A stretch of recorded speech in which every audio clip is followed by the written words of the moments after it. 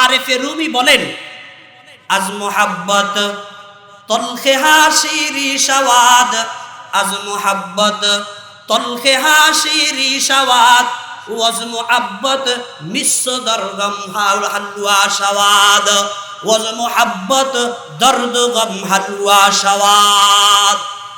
আরেফে রুমি বলেন, মোহাব্বতের কারণে মানুষ আরেকজনের ভক্ত হয়ে যায়, অন্যের জন্য আসক্ত হয়ে যায়। মোহাব্বতের কারণে তিতা জিনিসও মিষ্টি হয়ে যায়। মোহাব্বতের কারণে লোহা মোমের মতো নরম হয়ে যায়। বলেন কিসের কারণে? মোহাব্বতের কারণে। এই নবী মুহাম্মদুর রাসূলুল্লাহ সাল্লাল্লাহু আলাইহি ওয়াসাল্লামের আদর্শ পালন করতে হলে ওনার মোহাব্বত আমাদের দিলের মধ্যে জায়গা দিতে হবে। মোহাব্বত জায়গা না দিয়া ওনার আদর্শ পালন করা সম্ভব হয় না। আর ওনার মোহাব্বত দিলে জায়গা না দিলে ইমানদারও হওয়া যায় না। বলেন না, কি হওয়া যায় না? ইমানদারও হওয়া যায় না। নবীর মোহাব্বত দিলে লালন না করলে ইমান আপনার আমার পূর্ণ হবে না। এজন্য আল্লাহর পয়গম্বর হাদিসের মধ্যে ডাক দিয়া বলেন, উম্মত আমার, লা ইউমিনু আহাদুকুম হাত্তা আকুনা আহাব্বা ইলাইহি মিন ওয়ালিদিহি ওয়া ওয়ালাদিহি ওয়ান নাসি আজমাইন। এটা প্রসিদ্ধ হাদিস। আল্লাহর নবী বলেন, তোমরা ততক্ষণ পর্যন্ত পরিপূর্ণ ইমানদার হতে পারবে না যতক্ষণ পর্যন্ত তোমার দিলে আমি মুহাম্মদের জন্য মায়া ওই পরিমাণ না হবে। কি পরিমাণ? তোমার আত্মীয় স্বজন, ভাই বেরাদার, তোমার মা বাবা, ছেলে সন্তান, গোটা কায়নাতের সব কিছুর চেয়ে আমার মোহাব্বত তোমার দিলের মধ্যে যতক্ষণ পর্যন্ত বেশি না হবে ততক্ষণ পর্যন্ত তুমি খাঁটি ইমানদার হতে পারবে না। প্রিয় ভাইয়ারা আমার, এখান থেকে আমরা বুঝতে পারলাম আল্লাহর নবীর জন্য আমাদের মায়া, আমাদের মোহাব্বত থাকার দরকার আছে না নাই? কিন্তু আমাদের দিলে নবীর জন্য মোহাব্বত বর্তমানে আছে, ওই পরিমাণ নাই।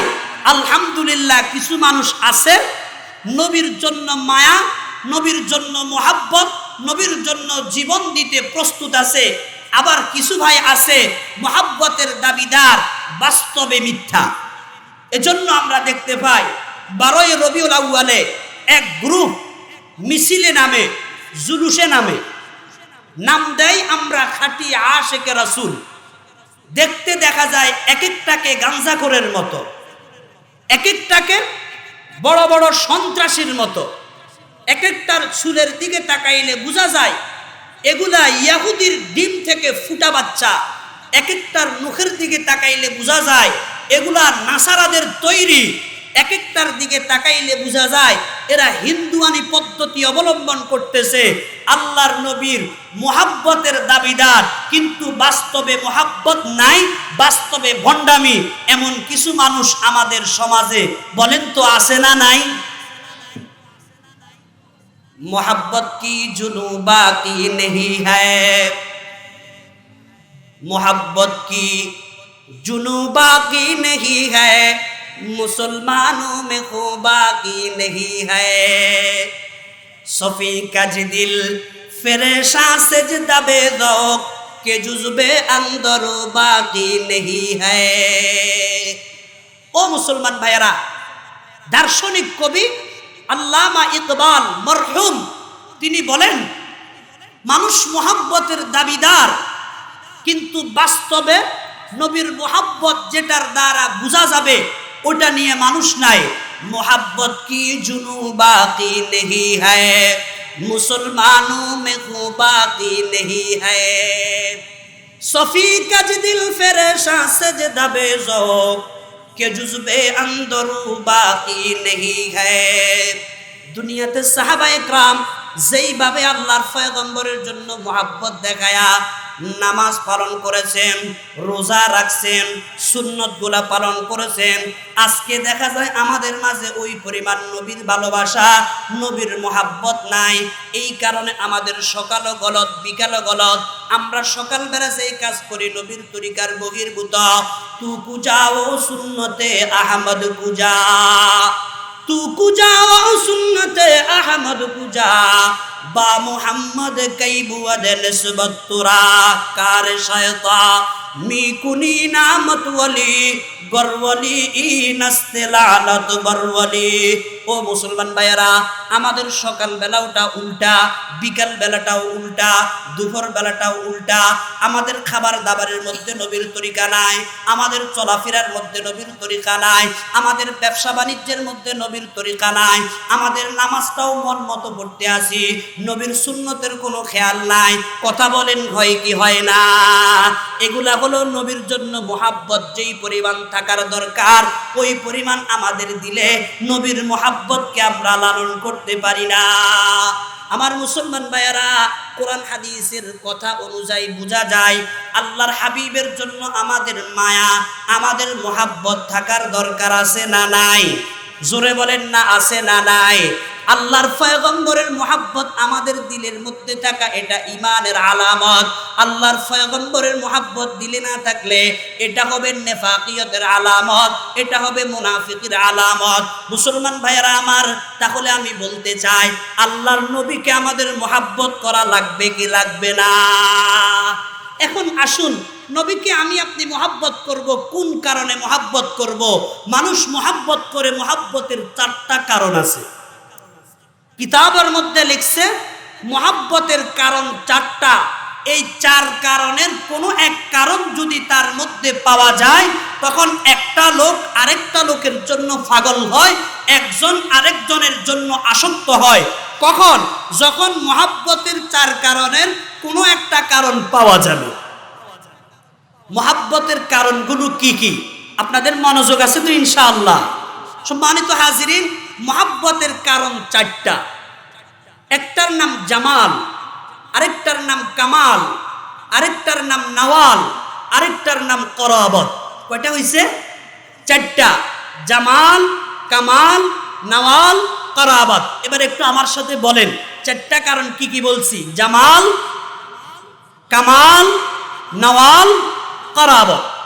এই 4টা কারণের কোনো এক কারণ পাওয়া গেলে একজন মানুষ আরেকজনের জন্য পাগল হয়। আমি এগুলোর ব্যাখ্যা করতেছি, খেয়াল করে বুঝুন। একটার নাম জামাল, জামাল মানে সৌন্দর্য। আরেকটার নাম কামাল, কামাল মানে পূর্ণতা, পরিপূর্ণ। আরেকটার নাম নওয়াল, নওয়াল অর্থ হলো বাদান্যতা, দানশীলতা। আরেকটা কারণ হলো করাবত, করাবত মানে আত্মীয়তা, সম্পর্কীয় লোক। 4টা কথা বুঝছেন? আসুন, একটা কারণ করাবত। করাবতের কারণে একজন আরেকজনের জন্য পাগল হয়। করাবত মানে আত্মীয়তা। বলেন না কি? আত্মীয়তা। আত্মীয়তার কারণেও একজন আরেকজনের জন্য পাগল হয়। আল্লাহর পয়গম্বরকে মোহাব্বত করার নির্দেশ আল্লাহর। নবীর মোহাব্বত দিলে থাকলে নবীর জন্য মোহাব্বতের কারণ তো পাওয়া যাইতে হবে। কারাবত বা আত্মীয়তা। নবী আলাইহিস সালামের সাথে আমার আপনার কোনো আত্মীয়তার সম্পর্ক আছে না নাই? বলেন না, আছে না নাই? আপনি তো বলে দিছেন আছে। কেমনে আছে? নবী আলাইহিস সালামের সাথে আমার আপনার আত্মীয়তার সম্পর্ক কেমন? আল্লাহ পাক রব্বুল আলামিন বলেন, ও জগতের মানুষেরা, নবী মুহাম্মদুর রাসূলুল্লাহ সাল্লাল্লাহু আলাইহি ওয়াসাল্লাম তোমাদের কত কাছের, তোমাদের কত নিকটতম। আল্লাহ বলেন সূরা আহজাবে, আন-নাবিয়্যু আওলা বিল মুমিনিনা মিন আনফুসিহিম ওয়া আজওয়াজুহু উম্মাহাতুহুম। আল্লাহ পাক পরওয়ারদিগারে আলম ডাক দিয়া বলেন, হে আমার বান্দা বান্দীরা, মুহাম্মদুর রাসূলুল্লাহ সাল্লাল্লাহু আলাইহি ওয়াসাল্লাম তোমাদের এত কাছের, তোমাদের এত নিকটবর্তী, তোমাদের এত কাছের আত্মীয়। আল্লাহু আকবার। তোমার জীবনটা তোমার যত কাছের, তোমার প্রাণটা তোমার কাছে যত কাছের, মুহাম্মাদুর রাসূলুল্লাহ সাল্লাল্লাহু আলাইহি ওয়াসাল্লাম এর চেয়েও কোটি গুণ বেশি তোমার কাছের। সুবহানাল্লাহ। তাহলে কি বুঝলাম? নবী আলাইহিস সালাম আমার আপনার কাছের না দূরের? বলেন না কাছের কিনা? এরপরে আল্লাহ পাক রব্বুল আলামিন ডাক দিয়া বলেন ওয়া আজওয়াজুহু উম্মাহাতুহুম। হে আমার বান্দা বান্দিরা, ও সিলেটবাসীরা, আল্লাহ পাক ডাক দিয়া বলেন ওয়া আজওয়াজুহু উম্মাহাতুহুম, মুহাম্মাদুর রাসূলুল্লাহ সাল্লাল্লাহু আলাইহি ওয়াসাল্লামের প্রিয়তমা স্ত্রীগণ ঈমানদারদের মা। আল্লাহু আকবার। নবীজির স্ত্রীগণ ঈমানদারের কি বলেন না? ঈমানদারের মা। এ কারণে নবী আলাইহিস সালামের ওয়াফাতের পরে, আল্লাহর নবীর ওয়াফাতের পরে নবীর স্ত্রীদেরকে কোনো উম্মত বিবাহ করা হারাম, বিবাহ করতে পারবে না। কেন পারবে না? নবীর স্ত্রীগণ আমাদের মা, আর মাকে বিবাহ করা যায়? যায় না। মুসলমান ভাইয়েরা আমার, বোঝা যায় নবীর স্ত্রীগণ যদি আমাদের মা হন, নবী আলাইহিস সালাম আমাদের কি হবেন? বলেন না কি হবেন? আমার মুসলমান ভাইয়ারা, বাবা সন্তানের জন্য এই পরিমাণ মুহাব্বত নাই যেই পরিমাণ মুহাব্বত মুহাম্মাদুর রাসূলুল্লাহ সাল্লাল্লাহু আলাইহি ওয়াসাল্লামের উম্মতের জন্য রয়েছে। আমার যুবক ভাইয়েরা ও বৃদ্ধ মুরব্বীরা খেয়াল করে শুনেন, আল্লাহর পয়গম্বর উম্মতের জন্য কি পরিমাণ মুহাব্বত, উম্মতের জন্য ওনার 63টা বছর শুধু উম্মতি উম্মতি করে কাঁদছেন। উম্মতের জন্য মায়া এত বেশি ছিল, আল্লাহু আকবার। ওনার যখন মৃত্যু নিকটবর্তী হয়ে গেছে, আল্লাহর হাবিব দুনিয়া থেকে চলে যাবেন, এই মুহূর্তে হযরতে জিবরাইল আলাইহিস সালাতু ওয়াস সালাম আল্লাহর পয়গম্বরের কাছে শেষবার দেখা করার জন্য যখন আসছেন, আল্লাহর পয়গম্বর জিবরাইলকে ডাক দিয়া বলেন, ভাই জিবরাইল, দৈনিক কয়েকবার তুমি আমার সাথে আইসা দেখা করো, আজকে কয়েকদিন হয়ে গেল তোমার দেখা আমার পাই না। আমি সর্বপ্রথম তোমার কাছে জানতে চাই আমার উম্মতের কি অবস্থা।